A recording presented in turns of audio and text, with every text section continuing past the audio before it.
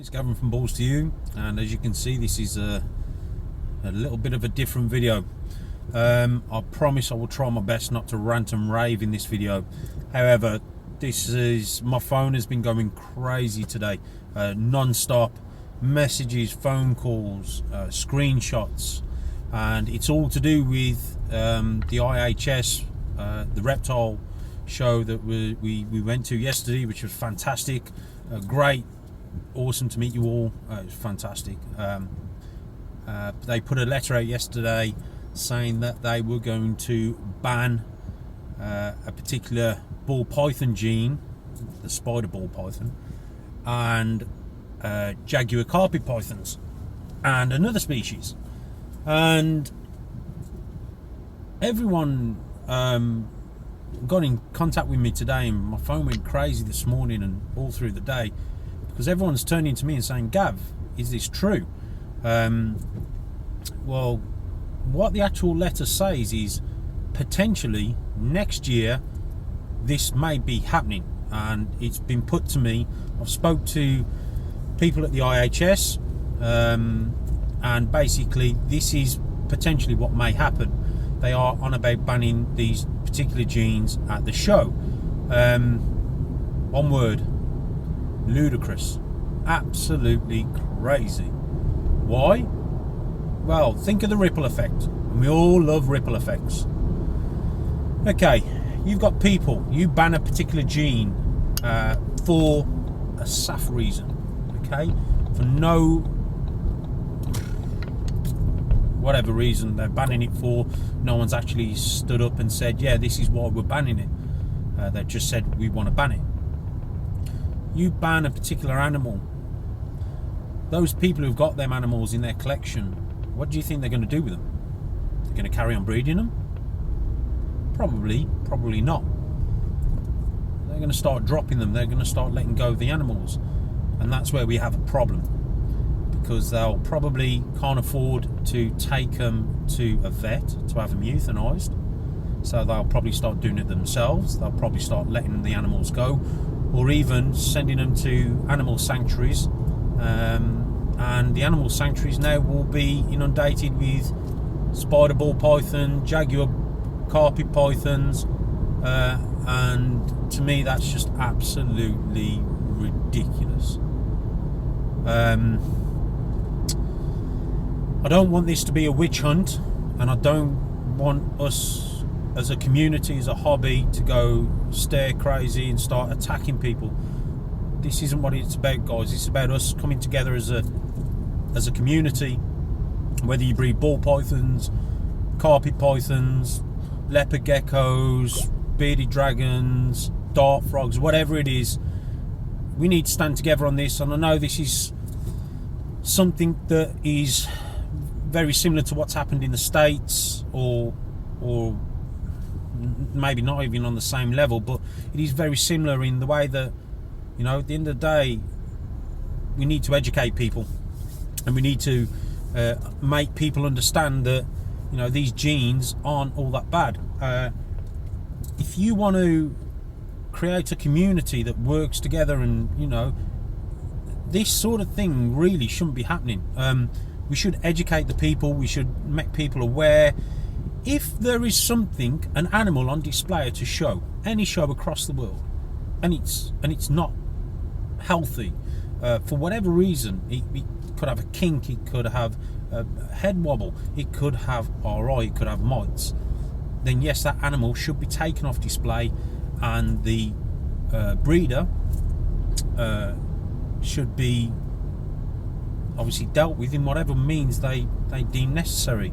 We could do something like a 3 strikes and you're out sort of a system. So if that breeder gets 3 complaints against him or her, then guess what? They can't vend there anymore. Surely something like that is better than just completely banning a gene. I don't even know where it's all come from. I don't even understand where they've come to this conclusion, because no one's never approached anyone that I know regarding who breeds ball pythons, and no one's ever got in contact with me. I'm not saying they should, but surely if you're going to do something, you're going to contact the breeders who are members of the IHS about a particular animal, about a particular problem, and you're going to ask their opinion. Do you have this situation? Do you think we should do this? No one's got in contact. So potentially what may happen, the organisation or the federation, which I think is the the FHB, it's not the IHS. The IHS and the FHB, I think it is, work sort of like hand in hand, sort of a thing, and they wanted to ban it this year, and Richard Brooks, the organiser of the show, basically said no, let's do it next year. In the meantime, I don't think this should happen, and what I'm going to ask of you guys, especially in the UK, is to help. And what I need from you guys is a quick email, and I'll put the email in the description box below, to Richard Brooks.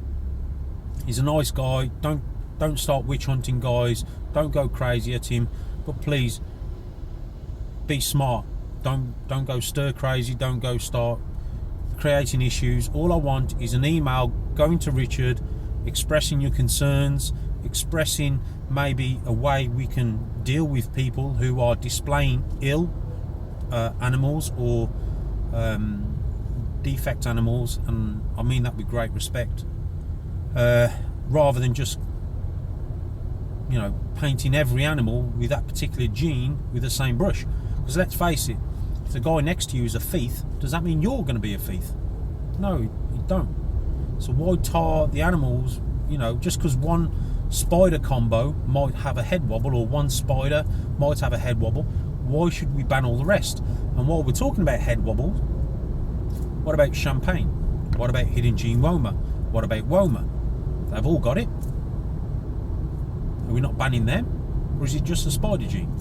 The spider gene's been around for 20 years, and what surprises me, people are still cracking on about the head wobble. Guess what, guys? Build a bridge, get over it, okay? There's nothing wrong with the spider. Yes, it may have a little neurological problem every now and again. You know what? So what? You know, caramels have kinks. Okay, so let's ban spiders. If we're talking about defects, yes, the spider's got a neurological defect. Okay, what about caramels? They kink, so should we ban them as well? And what about deserts?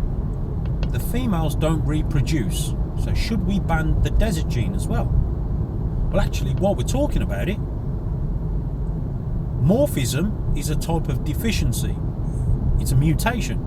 So potentially they're all defects. So let's ban the lot. But let's look at the bigger picture. The bigger picture is this.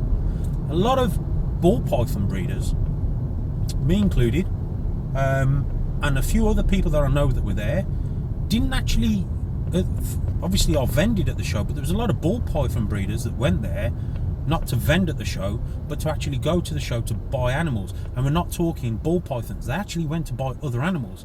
A good friend of mine went there and brought leaf-tail geckos. I was actually looking at dart frogs. So surely, you know, we're bringing ball pythons to the show, and some people who breed other species and other reptiles may have something against ball pythons. I don't know. But look at what we bring to the show. We bring people through the door. There was a girl that come all the way from Ireland to come and see me, and I'm not bigging myself up, but what I'm saying is that's the sort of people that we've got now coming through our doors. There's a hobby, we've got the passionate people, we've got the right people coming into the hobby, and we need to start setting examples. And banning a gene, to me, isn't setting an example.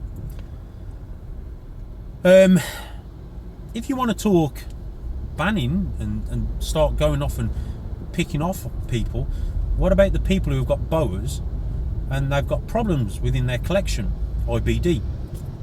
They know they've got IBD, but they still continue to breed and sell the offspring.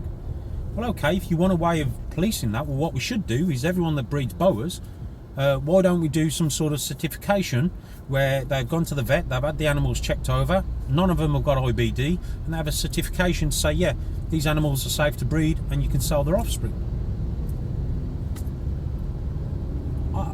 I'm sorry, but I'm not going to sit there and allow people to dictate to us what we can and can't breed and what we should and shouldn't do. At the end of the day, if you're a responsible breeder,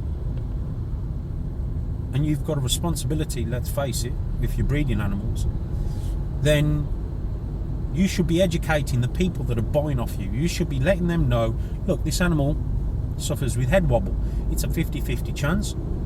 You may get it, you may not. However, it is part of its genetic makeup, and it may be there for the rest of its life. It may not show it now, but it may come out later in life.